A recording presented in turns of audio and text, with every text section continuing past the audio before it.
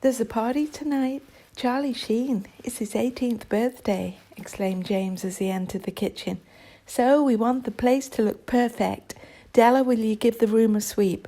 Jean, help me get the bar ready.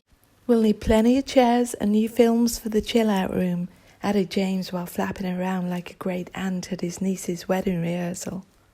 Yep, okay, I answered, heading for the broom cupboard, while thinking that I'd heard the name Charlie Sheen somewhere, but I couldn't quite place it. I also found it interesting that we were both 18. For some reason I pictured him as a race car driver, not an actor, unless I was getting him mixed up with someone else. Either way, it sounded like a cool name for any profession, as it had a good ring to it. So who is this Charlie Sheen? I asked Jean as we went about setting up the party room. Oh, he's an actor, bit of a bad boy. His father is Martin Sheen, you know, from Apocalypse Now, answered Jean as he put out some chairs in the area I'd just swept. Ah, okay. The names ring bells, but I can't place their faces, I answered curiously. Well, we'll all be seeing their faces tonight, answered James wittily as he entered the room, and we all laughed. Now you're good with people, Della. Will you help out at the bar? And do you think you could get your pal Laura to help us out also? We'll need all hands on deck, added James excitedly. Well, I could go and call her, I answered, looking forward to a phone chat with Laura and a break from sweeping. Yes, you go do that, answered James, still in a flap. I took off to use the phone and left a message with Laura's mum about the party and hoped that Laura would make it.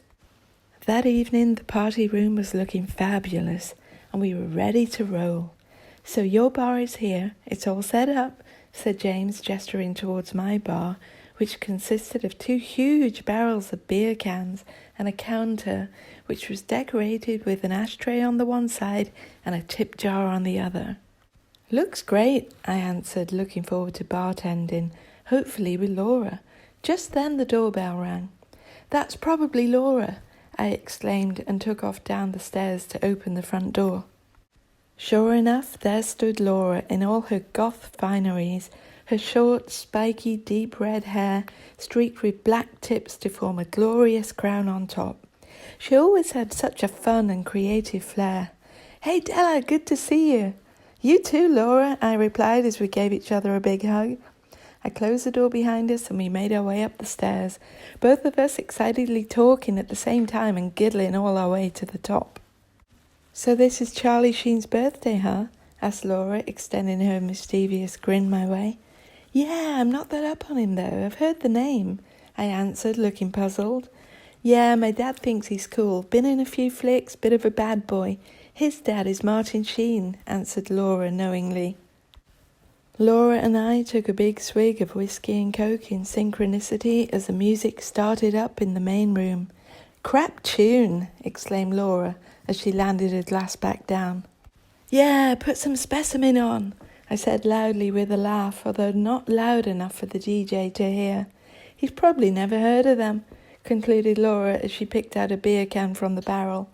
Yeah, I couldn't imagine them at the fetish club, I answered with a grin.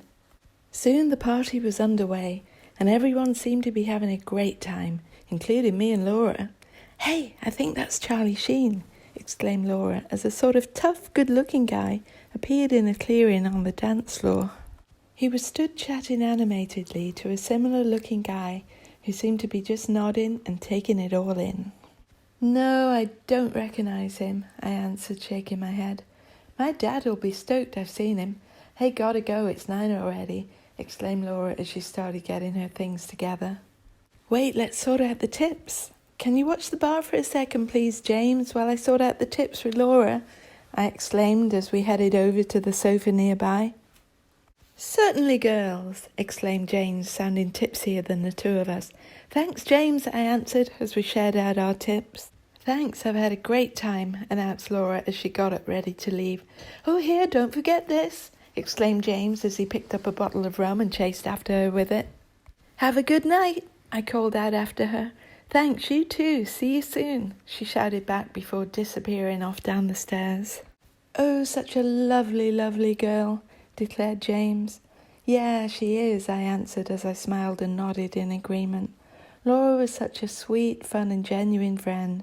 I knew I was going to miss her company bartending, especially as by now the party was in full swing, full of suave and stylish Hollywood types, people who I assumed to be actors, actors' friends, actors' agents, aspiring actors, and friends of aspiring actors.